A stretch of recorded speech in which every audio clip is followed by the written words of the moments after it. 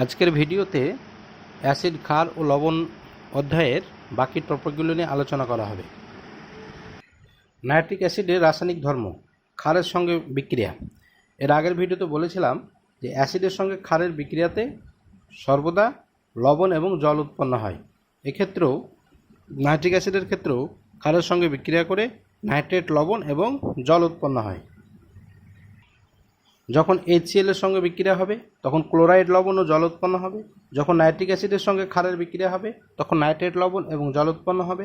যখন সালফিউরিক অ্যাসিডের সঙ্গে নাইট্রিক অ্যাসিডের বিক্রিয়া হবে তখন সালফেট, লবণ এবং জল উৎপন্ন হবে। তাহলে দেখা যাচ্ছে যে অ্যাসিডের সঙ্গে ক্ষারের বিক্রিয়া মানেই লবণ এবং জল উৎপন্ন হচ্ছে। তাহলে এখন আমরা নিচ্ছি সোডিয়াম হাইড্রোক্সাইড ক্ষার এর সঙ্গে নাইট্রিক অ্যাসিড HNO3 এর বিক্রিয়ায় উৎপন্ন হবে সোডিয়াম নাইট্রেট লবণ, সোডিয়াম নাইট্রেট লবণ এবং জল। তাহলে এটা হলো নাইট্রেট লবণ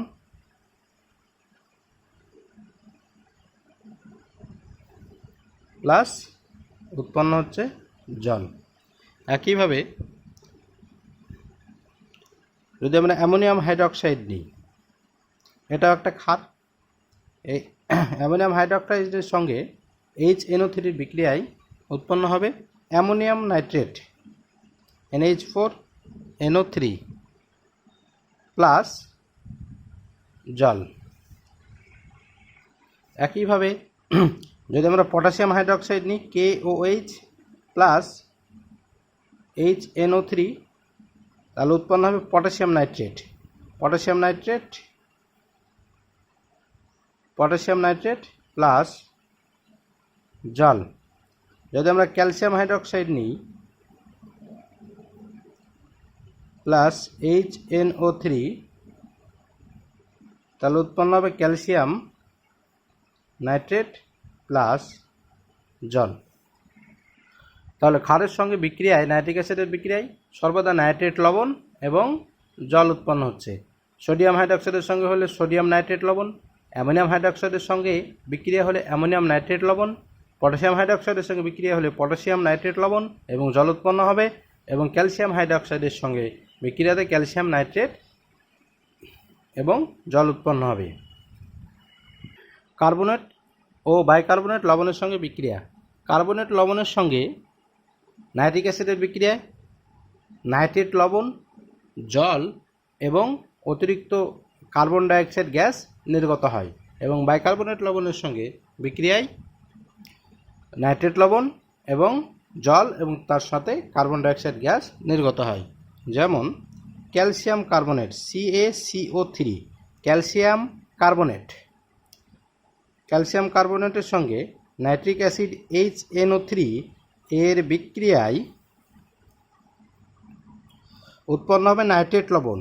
নাইট্রেট লবণ হচ্ছে ক্যালসিয়াম নাইট্রেট CaNO3 যেহেতু ক্যালসিয়ামের যোজ্যতা 2, তাই দুটো নাইট্রেট গ্রুপ ক্যালসিয়ামের সঙ্গে যুক্ত হবে। তাই আমরা এই ক্ষেত্রে ক্যালসিয়ামের ক্ষেত্রে NO3টা দুটো নেব, ক্যালসিয়াম নাইট্রেট প্লাস জল উৎপন্ন হবে। তার সাথে সাথে এই কার্বনেট লবণ যেহেতু, তাই কার্বন ডাইঅক্সাইড গ্যাস অতিরিক্ত হিসাবে নির্গত হবে। তাহলে ক্যালসিয়াম কার্বনেটের সঙ্গে নাইট্রিক অ্যাসিডের বিক্রিয়ায় কী হলো, ক্যালসিয়াম নাইট্রেট উৎপন্ন হলো, তার সাথে জল এবং কার্বন ডাইঅক্সাইড উৎপন্ন হবে। তাহলে যে কোনো কার্বনেট লবণ যদি আমরা নিই এবং তার সঙ্গে নাইট্রিক অ্যাসিডের সঙ্গে যদি বিক্রিয়া ঘটাই, তাহলে ক্যালসিয়াম নাইট্রেট বা নাইট্রেট লবণ, জল প্লাস কার্বন ডাইঅক্সাইড, এটা আমাদেরকে মনে রাখতে হবে। নাইট্রেট লবণ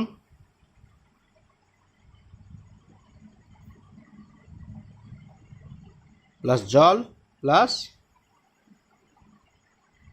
কার্বন ডাই অক্সাইড, যদি আমরা বাইকার্বনেট লবণ নিই, সোডিয়াম বাইকার্বনেট একটা অতিরিক্ত হাইড্রোজেন থাকবে NaHCO3, বাইকার্বনেট, সোডিয়াম বাইকার্বনেট এর সঙ্গে যদি HNO3 নাইট্রিক অ্যাসিডের বিক্রিয়া ঘটানো হয়, তাহলে উৎপন্ন হবে sodium nitrate, sodium nitrate plus জল plus carbon dioxide. Carbon dioxide যেহেতু গ্যাস, তাই একে ভার্টিক্যাল অ্যারো দিয়ে আমরা চিহ্নিত করছি ওপরের দিকে। এখন আমরা পড়ব ধাতুর সঙ্গে বিক্রিয়া। তাহলে ধাতুর সঙ্গে নাইট্রিক অ্যাসিডের বিক্রিয়ায় বিভিন্ন গাঢ়ত্বে নাইট্রিক অ্যাসিডের বিভিন্ন গাঢ়ত্বে ধাতুর সঙ্গে বিক্রিয়া ঘটে। যদি উষ্ণ এবং গাঢ় নাইট্রিক অ্যাসিড হয় তাহলে ধাতুর সঙ্গে এক ধরনের যোগ তৈরি করবে। আবার যদি মধ্যম গাঢ় হয় এবং শীতল হয় তাহলে আর এক ধরনের যোগ তৈরি করে। ওই একই ধাতুর সঙ্গে যদি অতি লঘু দ্রবণ অর্থাৎ খুবই কম গাঢ়ত্বের নাইট্রিক অ্যাসিড দেওয়া হয় তাহলে আর এক ধরনের যোগ উৎপন্ন করে। তাহলে ধাতুর সঙ্গে নাইট্রিক অ্যাসিডের বিক্রিয়ায় কোন যোগ উৎপন্ন হবে তা নির্ভর করে নাইট্রিক অ্যাসিডের উষ্ণতা এবং গাঢ়ত্বের ওপর। যদি বেশি গাঢ় হয় বা খুবই গাঢ়ত্ব হয় তাহলে এক ধরনের যোগ তৈরি করবে। যদি মধ্যম গাঢ় হয় তাহলে আর এক ধরনের যোগ তৈরি হয়। আর যদি খুবই পাতলা বা অতি লঘু দ্রবণ হয় নাইট্রিক অ্যাসিডের তাহলে আরেক ধরনের যোগ উৎপন্ন করে। যেমন জিঙ্ক ধাতুর সঙ্গে উত্তপ্ত ও গাঢ় HNO3 বা নাইট্রিক অ্যাসিডের বিক্রিয়া ঘটানো হলো, কি উৎপন্ন হবে? এখানে উৎপন্ন হবে zinc nitrate ZnNO3 2 plus nitrogen dioxide gas plus জল উৎপন্ন হবে। তাহলে জিঙ্কের সঙ্গে উত্তপ্ত গাঢ় নাইট্রিক অ্যাসিডের বিক্রিয়ায় জিঙ্ক নাইট্রেট, নাইট্রোজেন ডাইঅক্সাইড এবং জল উৎপন্ন হবে। জিঙ্কের সঙ্গে গাঢ়ত্ব যদি একটু কমানো হয় অর্থাৎ শীতল ও মধ্যম গাঢ়, শীতল ও মধ্যম গাঢ় নাইট্রিক অ্যাসিড নিলে উৎপন্ন হবে এক্ষেত্রেও জিঙ্ক নাইট্রেট উৎপন্ন হবে। কিন্তু আগের ক্ষেত্রে যেখানে নাইট্রোজেন ডাইঅক্সাইড উৎপন্ন হচ্ছিল সেখানে নাইট্রিক অক্সাইড উৎপন্ন হবে। অর্থাৎ যেখানে দুটো অক্সিজেন ছিল সেখানে হবে একটা অক্সিজেন, নাইট্রিক NO বা নাইট্রিক অক্সাইড প্লাস জল। তাহলে যদি উত্তপ্ত গাঢ় নেই তাহলে নাইট্রোজেন ডাইঅক্সাইড উৎপন্ন হবে। যদি শীতল ও মধ্যম গাঢ় নেই তাহলে নাইট্রিক অক্সাইড বা NO উৎপন্ন হয়। আবার শীতল ও লঘু HNO3 সঙ্গে বিক্রিয়ায় জিঙ্ক নাইট্রেট সাথে সাথে অ্যামোনিয়াম নাইট্রেট উৎপন্ন হবে, NH4NO3 প্লাস জল উৎপন্ন হবে। তাহলে এই হচ্ছে জিঙ্কের সঙ্গে বিভিন্ন গাঢ়ত্বে HNO3 সঙ্গে বিক্রিয়ায়। তাহলে জিঙ্ক প্লাস উত্তপ্ত গাঢ় নিলে zinc nitrate, nitrogen dioxide plus জল। জিঙ্কের সঙ্গে শীতল ও মধ্যম গাঢ় HNO3 নিলে zinc nitrate, nitric oxide plus জল। আর শীতল ও লঘু HNO3 নিলে ওই জিঙ্কের সঙ্গেই বিক্রিয়া করে উৎপন্ন করবে zinc nitrate, ammonium nitrate plus জল। কপারের সঙ্গে বিক্রিয়া। তাহলে কপার প্লাস উষ্ণ ও গাঢ় HNO3 সঙ্গে বিক্রিয়া উৎপন্ন করবে কিউপ্রিক নাইট্রেট CuNO3 এটাকে বলা হয় কিউপ্রিক নাইট্রেট।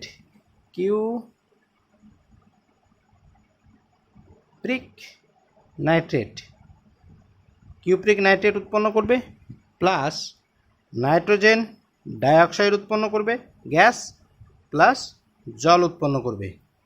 তাহলে জিঙ্কের ক্ষেত্রে উত্তপ্ত করে জিঙ্ক নাইট্রেট, কপারের ক্ষেত্রে copper nitrate, nitrogen oxide plus জল, এক্ষেত্রে নাইট্রোজেন ডাইঅক্সাইড প্লাস জল। উষ্ণ গাঢ় HNO3 অ্যাসিডের সঙ্গে ধাতুর বিক্রিয়ায় নাইট্রেট লবণ, নাইট্রোজেন ডাইঅক্সাইড গ্যাস এবং জল উৎপন্ন হয়। কপারের সঙ্গে শীতল ও মধ্যম গাঢ়, শীতল ও মধ্যম গাঢ় HNO3 অ্যাসিডের সঙ্গে বিক্রিয়ায় এক্ষেত্রেও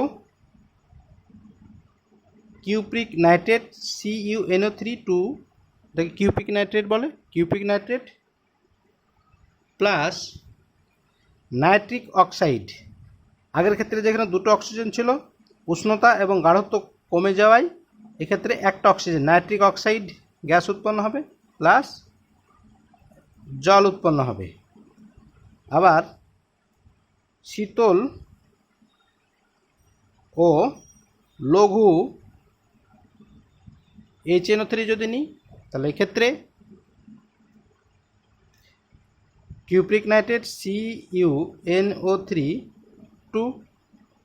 কিউপিক nitrate plus N2O nitrous oxide gas plus H2O উৎপন্ন হবে।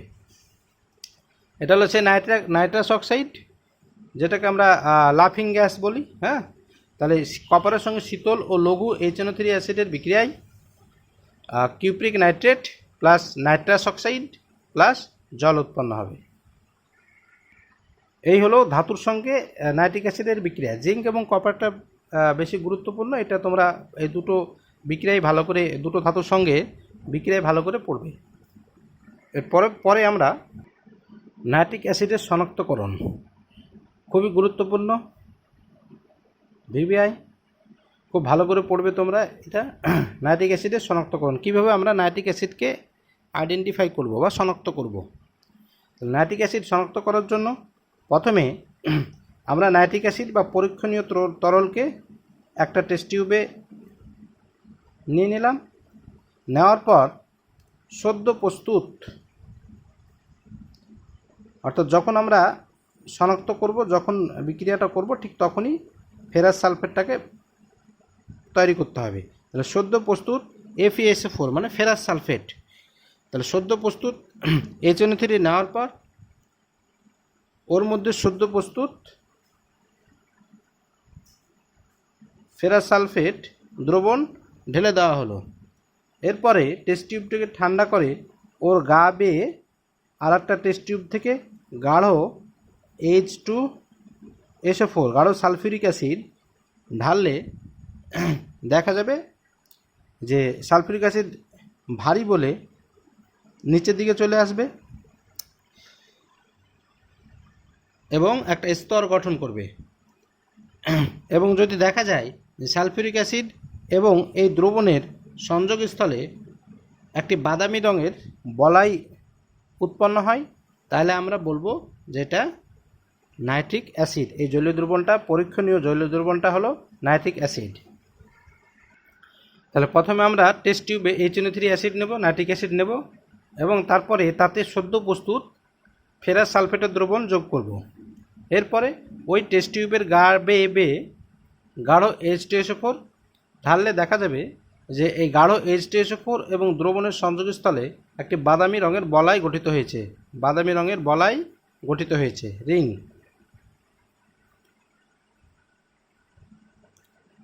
এইখানে একটি বাদামি রঙের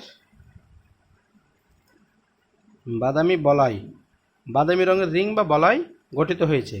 যদি বাদামি রঙের রিং বা বলয় গঠিত হয় তাহলে ভাববো যে এই জলীয় দ্রবণটি হলো নাইট্রিক অ্যাসিডের, কারণ নাইট্রিক অ্যাসিড না থাকলে বাদামি বলয় গঠিত হয় না। বাদামি বলয়ের মধ্যে NO এই গ্রুপটা থাকে, তাহলে NO গ্রুপ HClও থাকে না, H2SO4ও থাকে না, HNO3তেই থাকে।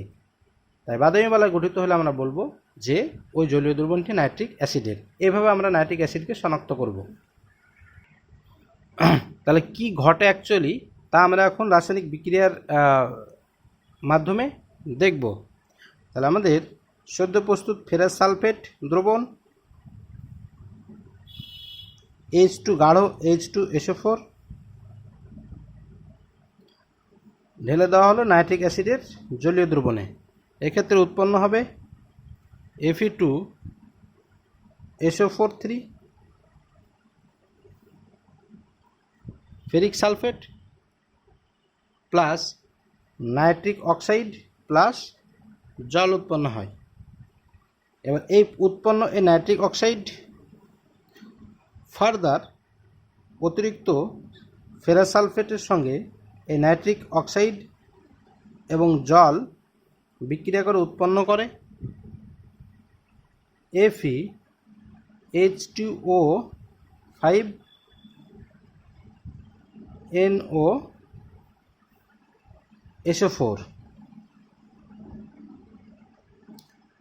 নামে একটি জটিল যোগ। এই জটিল যোগটাই বাদামি বলাই আকারে আমরা দেখি, বাদামি বলাই বা জটিল যোগ। তাহলে বাদামি বলাইটা হলো অ্যাকচুয়ালি FeH2O5NO তাহলে ফেরাস সালফেট H2SO4 নাইট্রিক অ্যাসিডের সঙ্গে বিক্রিয়া ফেরিক সালফেট নাইট্রিক অক্সাইড এবং জল উৎপন্ন করে। এবং নাইট্রিক অ্যাসিড অতিরিক্ত ফেরাস সালফেট দ্রবণের সঙ্গে আর জলের সঙ্গে বিক্রিয়া করে FeH2O5NO উৎপন্ন করে। এটি হচ্ছে একটি জটিল যোগ যেটি বাদামি বলাই আকারে আমরা দেখতে পাই। তাহলে এটার নাম হলো H2O5NO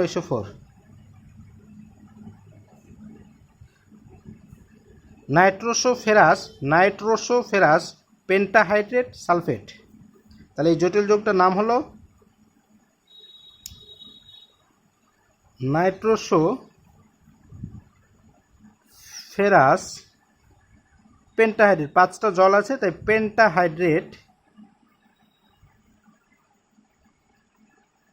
পেন্টাহাইড্রেট নাইট্রোসোফেরাস পেন্টাহাইড্রেট সালফেট। তাহলে যদি বলা হয় যে বাদামি বলাই যে জটিল যোগটি উৎপন্ন হয় তার নাম কি, তাহলে আমরা বলবো নাইট্রোসোফেরাস পেন্টাহাইড্রেট সালফেট। এইটি উৎপন্ন হয় এবং এটি আমরা বাদামি বলাই আকারে দেখি এবং নাইট্রিক অ্যাসিডকে শনাক্ত করতে পারি। এরপরে পড়ব আমরা সালফিউরিক অ্যাসিড। সালফিউরিক অ্যাসিডের রাসায়নিক ধর্ম ক্ষারের সঙ্গে বিক্রিয়া। তাহলে সালফিউরিক অ্যাসিডে দেখা যাচ্ছে দুটো হাইড্রোজেন আছে, অর্থাৎ এটি একটি দ্বিক্ষারীয় অ্যাসিড। সালফিউরিক অ্যাসিডের অণুতে দুটো হাইড্রোজেন আছে। ক্ষারের সঙ্গে বিক্রিয়ায় প্রথমে একটি hydrogen sodium hydroxide plus H2SO4। তাহলে H2SO4 এর একটা হাইড্রোজেন প্রথমে প্রতিস্থাপিত হয়ে উৎপন্ন করবে সোডিয়াম বাইসালফেট লবণ প্লাস জল, এবং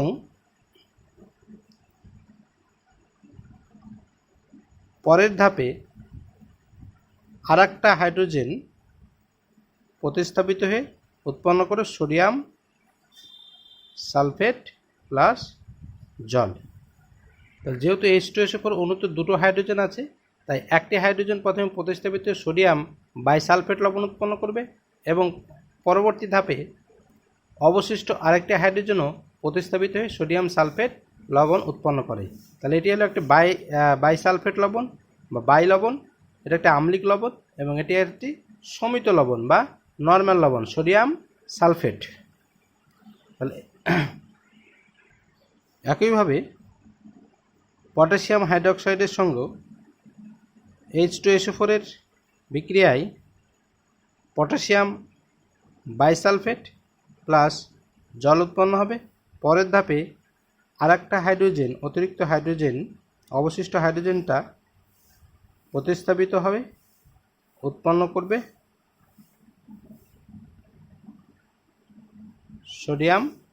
পটাশিয়াম সালফেট প্লাস জল। তাহলে দেখা যাচ্ছে যে H2SO4 এর সঙ্গে ক্ষারের বিক্রিয়ায় একবার বাই লবণ উৎপন্ন হবে, একবার নর্মাল লবণ উৎপন্ন করবে, অর্থাৎ একবার সোডিয়াম বাইসালফেট, একবার সোডিয়াম সালফেট, আবার পটাশিয়াম বাইসালফেট বা একবার পটাশিয়াম সালফেট। কার্বনেট এবং বাইকার্বনেট লবণের সঙ্গে বিক্রিয়া। তাহলে কার্বনেট লবণের সঙ্গে বিক্রিয়ায় সালফিউরিক অ্যাসিডের সঙ্গে কার্বনেট লবণের বিক্রিয়ায় উৎপন্ন হবে সালফেট লবণ, জল এবং কার্বন ডাইঅক্সাইড। যেরকম নাইট্রিক অ্যাসিডের সঙ্গে বিক্রিয়ায় নাইট্রেট লবণ, জল এবং কার্বন ডাইঅক্সাইড উৎপন্ন হচ্ছিল, সালফিউরিক অ্যাসিডের সঙ্গে ঠিক একই রকমভাবে বিক্রিয়া করবে। যেমন sodium Na2CO3 sodium carbonate,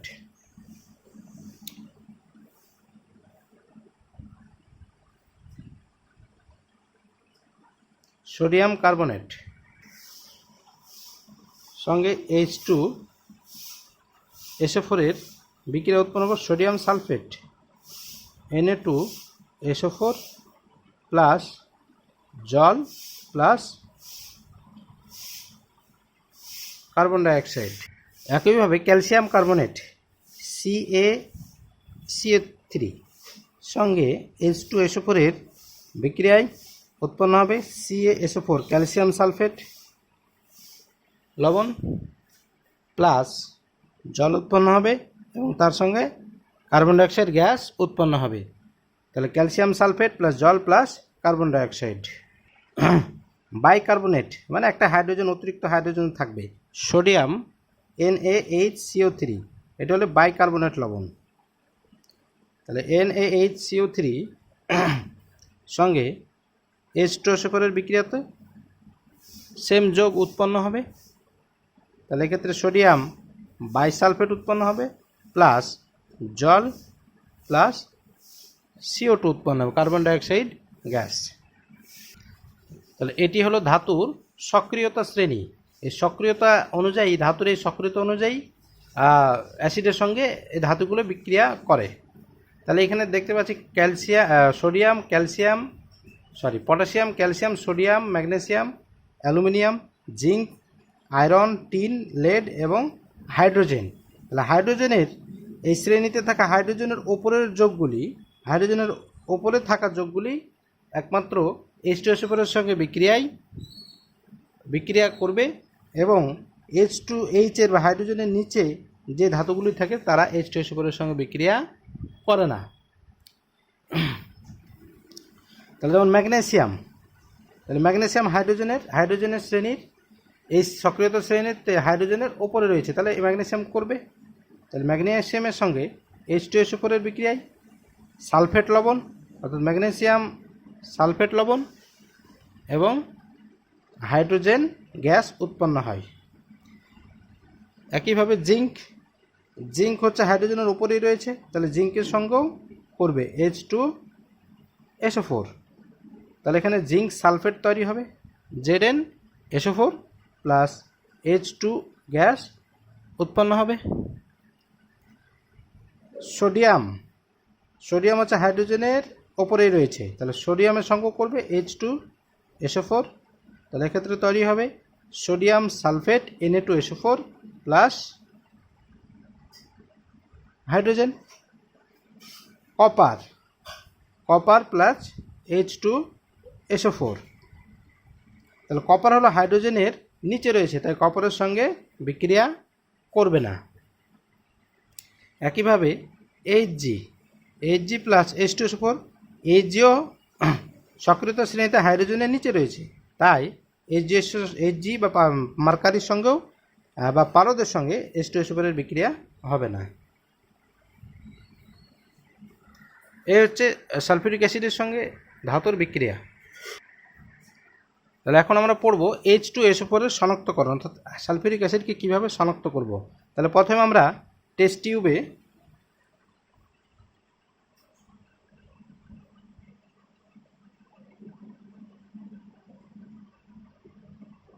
sulphuric acid নিয়ে নিলাম H2SO4, তাতে বেরিয়াম ক্লোরাইড BaCl2, বেরিয়াম ক্লোরাইডের জলীয় দ্রবণ যোগ করলে দেখা যাবে যে নিচে বেরিয়াম সালফেট এর সাদা অধক্ষেপ পড়ছে। তাহলে যদি সাদা অধক্ষেপ পড়ে তাহলে আমরা বুঝবো যে সেটি সালফিউরিক অ্যাসিড।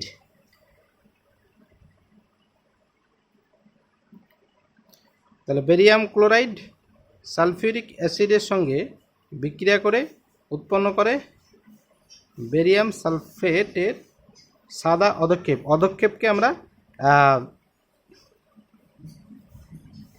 বটম অ্যারো দিয়ে আমরা চিহ্নিত করি। সাদা অধক্ষেপ, বেরিয়াম সালফেটের সাদা অধক্ষেপ পড়ে এবং HCl উৎপন্ন করে। তাহলে যদি সাদা অধক্ষেপ পড়ে, বেরিয়াম ক্লোরাইড দিয়ে যদি দেখি যে সাদা অধক্ষেপ পড়ছে, তাহলে আমরা বুঝবো যে এটি সালফিউরিক অ্যাসিড। আজকের ভিডিও এ পর্যন্তই। এর পরের ভিডিওতে, পার্ট 3 ভিডিওতে আমরা অ্যাসিড এই চ্যাপ্টারটা শেষ করে দেবো।